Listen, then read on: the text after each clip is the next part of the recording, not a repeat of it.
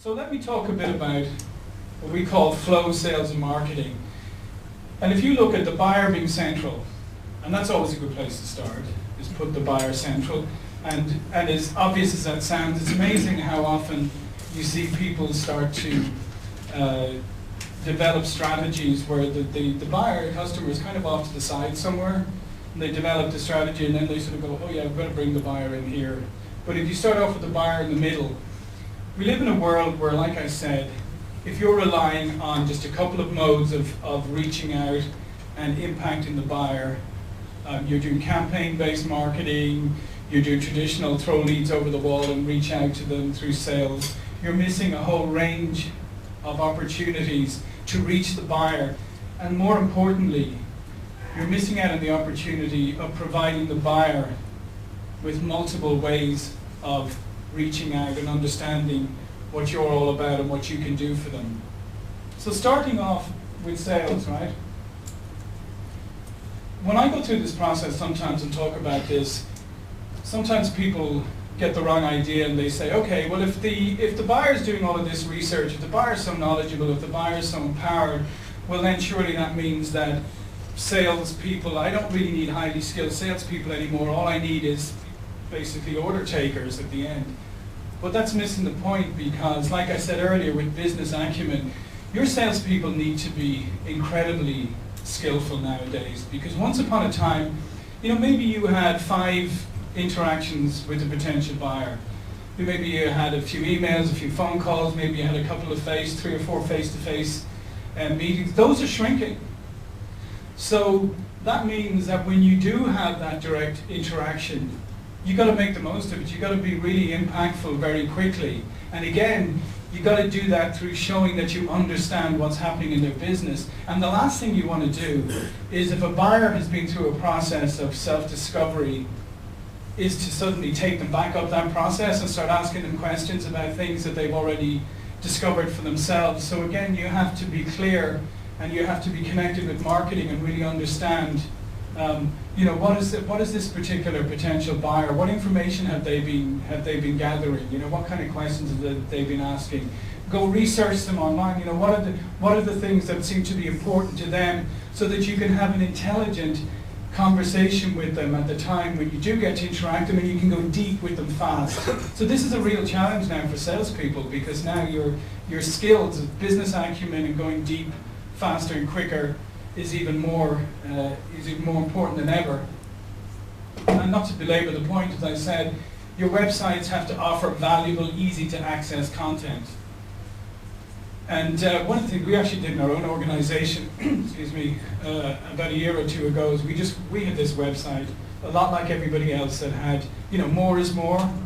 Let's put out loads and loads and loads of stuff. It's fantastic, our website. It's got 450 million pages. It's got everything you could ever possibly want, right?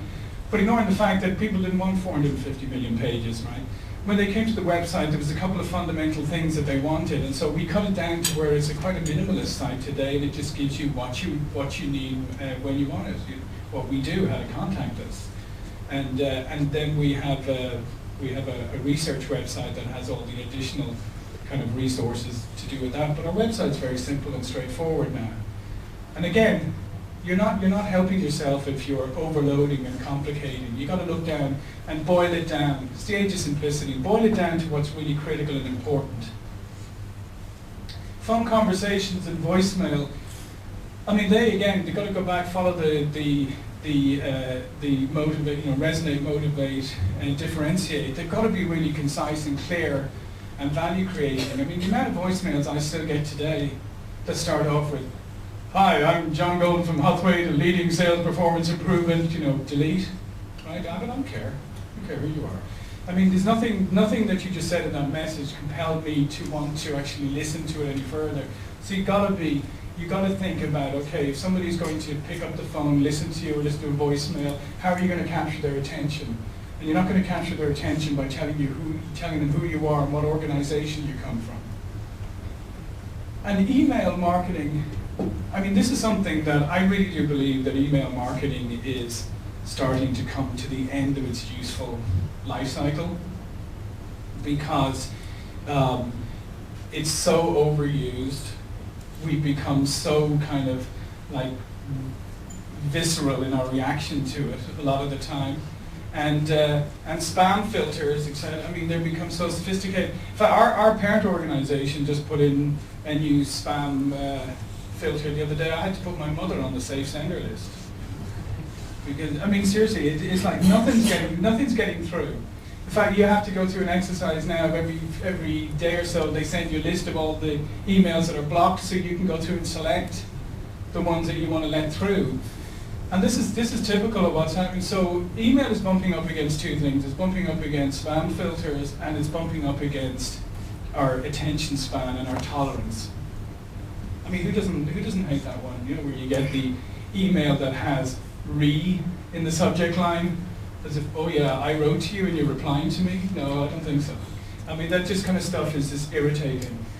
But it's becoming so ineffective now that, again, if you're going to use email, you have to use it sparingly, and you have to use it in such a targeted fashion. It has to get down into such a granular fashion for it to have any effectiveness anymore. B2B companies with blogs, it has been estimated, generate 67% more leads per month. Blogs are actually incredibly important and an underrated and underutilized medium. And in fact, there's other statistics to say how buyers trust organizations more, where senior people and CEOs, etc., actually blog regularly because they feel like they're actually reaching out and talking to them, and they feel a more of a personal connection with that actual organization as a result of it. So blogging is actually an incredibly important sales and marketing tool used well by an organization. But again, you have to be saying things that are actually relevant and putting some thought into, not just throwing information out there. You know, I mentioned about LinkedIn earlier. I mean, LinkedIn is and social networks are the new networking events. I mean, you guys today still come to physical networking events here at OSCHAM, whatever, but there's a lot more networking that's going on online. And it is operate in almost the same way as physical networking events have traditionally operated.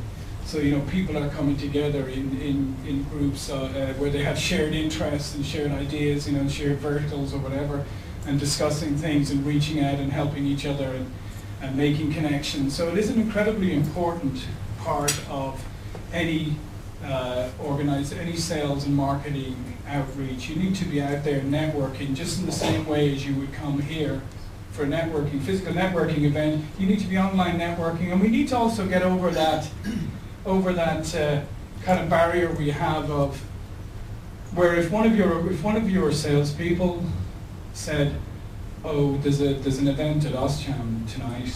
I'm going to leave early, get down there at 4 o'clock. You know, there's been a lot of people there networking." And you'd be saying, "Yeah, that's fine, great. Let me know how it goes." But if you walk past and you see them on LinkedIn and they're like typing stuff in, you're going, "What are you doing? Why aren't you on the phone selling?" So I mean, it's like we have a different attitude to the two, but they're exactly the same. And to be perfectly honest, you can be just as ineffective going to a networking event and not actually reaching out and having valuable conversations with people as you can be online. But I mean, we need to get over that where we consider the two very different. You know, one, physical network, yeah, I understand that. What are you doing? What are you doing in your LinkedIn groups? Why aren't you selling? You know, we've got to get over that and realize that this is a natural evolution and a progression.